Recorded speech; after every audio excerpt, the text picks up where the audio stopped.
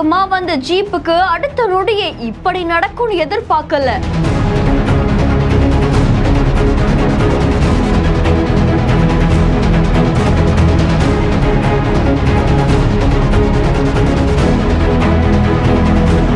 தேசிய நெடுஞ்சாலையை பரபரப்புக்குள்ளாக்கிய சம்பவம்.